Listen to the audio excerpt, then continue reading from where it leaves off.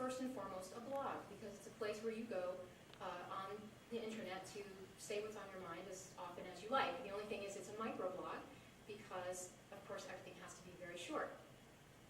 And Twitter has been compared to, or has been described as, kind of the telegraph system of the internet, because it's all about very short bursts of information that are, meaningful or important today, but may or may not be important tomorrow. But there's actually another analogy that I think is better in describing Twitter, and that's to compare Twitter to something like this. Anyone know what this guy's doing? What this thing is that he's Yeah, it's a ham radio. Maybe your dad had one of these in the garage or the basement or something, when you were growing up. There were a lot of, and there still continue to be, ham radio enthusiasts who have these things in their houses, and they can get on there and start talking to total strangers, very often across great distances. And anybody who's tuned into your frequency can hear you. And that's kind of more like what Twitter's like, because if you send a telegram to somebody, you're sending it to one person usually. But when you're saying something on Twitter, you're pretty much talking to the world. And I know that that kind of raises some red flags for some people who are concerned about privacy. And there is a way, Twitter does allow you to do what they call lock your tweets or protecting your tweets, so that only the people you want to allow to see them can see them. But as we go along and start looking at some of the things that Twitter can do, I think you'll start to realize that protecting your tweets in this way kind of defeats the purpose of Twitter and also kind of takes all the fun out of it. So, but I think you'll see that. Because Twitter is very much a social network, and I'll give you an example of this. Anybody who knows me knows that every year at Oscar time, I get all bent out of shape. Because I don't understand why in the 21st century we are still giving separate awards for Best Actor and Best Actress. Because we don't give an award for Best Screenplay written by a man and Best Screenplay written by a woman, or Best Costumes designed by a man and Best Costumes designed by a woman. Why then do we do this for acting? So this year I decided to pose my question on Twitter. And furthermore, I decided to direct my question towards someone who I thought would have an opinion on this. And that's Roger Ebert. Of course, you're familiar with Roger Ebert, the movie critic from the Chicago Sun-Times. He's big on Twitter, partially because you may know that he doesn't speak and can't speak anymore. He had some cancer or something, and but he's big on Twitter. So what I've done here is I have started my tweet with the @ symbol and Roger Ebert's Twitter name, which is Ebert Chicago. And by doing that, I'm alerting him to the fact that somewhere out there in the Twitter sphere is a tweet floating around directed toward him. Now, this is not a private message for him. Anybody going to my Twitter account can see this. But the next time he logs into his Twitter account, he can see, there is a way that you can see if anyone has mentioned you in a tweet or directed a tweet toward you. And after I tweeted this, about half an hour later, I got a response from Roger Ebert. And you can see he started his response with the @ symbol and then my Twitter name. And I asked, does gender matter? And he says yes, because it spreads around the globe. So again, this is not a private conversation between Roger Ebert and myself, but it is a conversation. So this is the kind of thing that you want to do on Twitter. You want to ask questions. And you don't necessarily have to direct your question toward anybody in particular. I'll give you another example. Last January, as big a sci-fi fan as I am, as of last January, I had never seen the remake of Battlestar Galactica. I since have seen it, but I don't know where I was. I had never seen it. So I was looking at the Sci-Fi Channel one day, and I found out about this show called Caprica that was going to be premiering. And I thought, oh, that looks good. I think I'll watch it. But about 20 minutes before the premiere of this show, I suddenly found out that Caprica is actually a prequel series to Battlestar Galactica. So I went into this panic, and I thought, well, I'm going to be able to understand Caprica if I've never seen this other show. So I only had 20 minutes to find out. So I went on Twitter, and I asked my question, can I watch Caprica without ever having seen Battlestar Galactica? And within minutes, I started getting responses from people who don't even follow me. And in a couple minutes, I'll tell you how that can happen. And I got a very nice response from this lady called PB Mom, who tweets mostly about children with autism. Evidently, she has a child with autism, but she also tweets about sci-fi. And she saw my tweet, and she answered me. She said, yes, no problem. Tweet me if you have any questions. So, this is the kind of thing you want to do. Run something up the flagpole. And, you can ask questions like, got a piece of software that will do this for me or that for me or whatever. Ask questions and talk to people. Another thing that Twitter can be is a text messaging service, because a whole other layer of using Twitter is to use it with a handheld mobile device. You don't have to do that, but you can.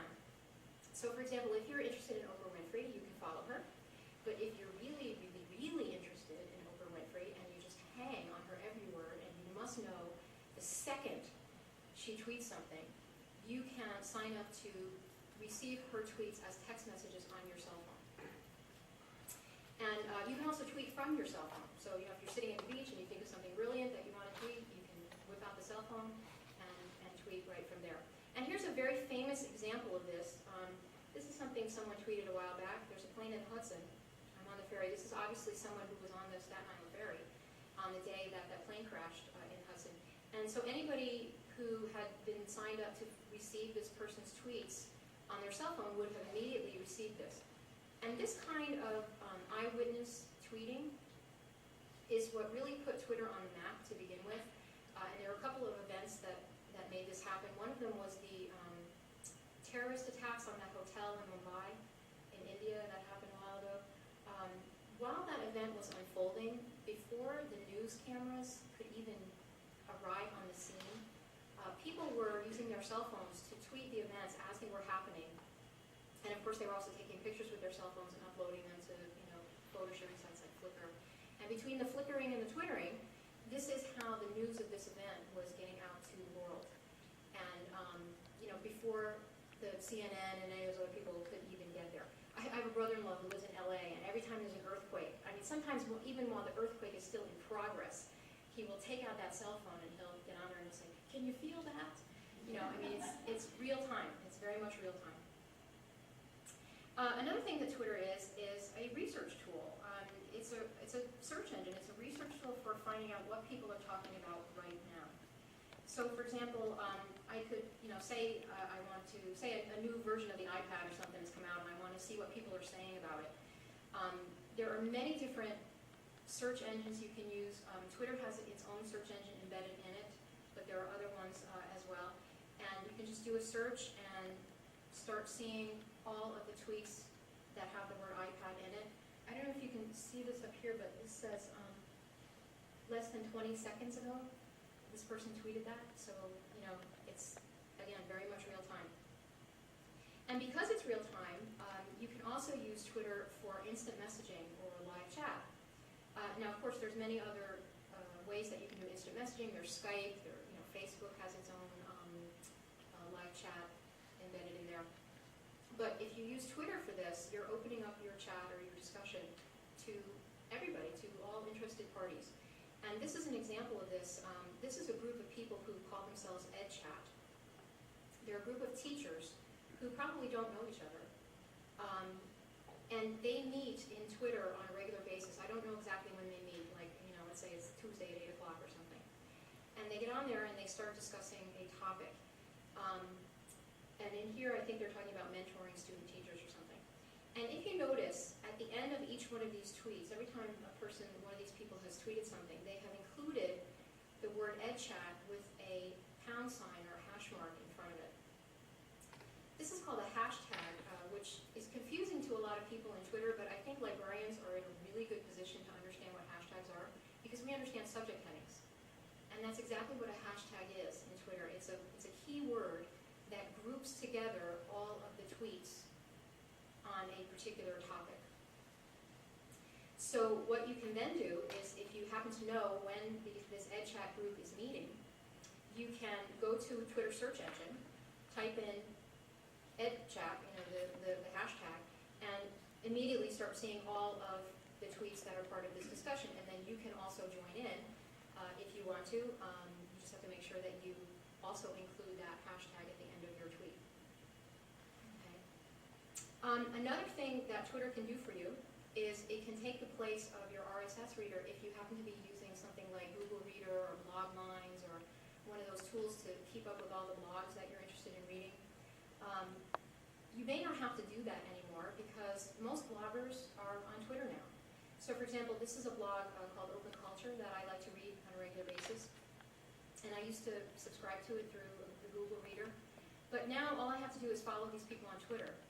And every time they add something new to their blog, they tweet a link to it. So I never even look at my Google Reader anymore. It's like one less thing that I have to do. One other thing that Twitter can be is email. Now, it's not going to take the place of your regular email because there will be times still when you will want to send someone an email message that's longer than 140 characters, of course. But you can send short emails to people. And by email, I mean a tweet that is private, or as private as the internet gets, or meant for one person's eyes only.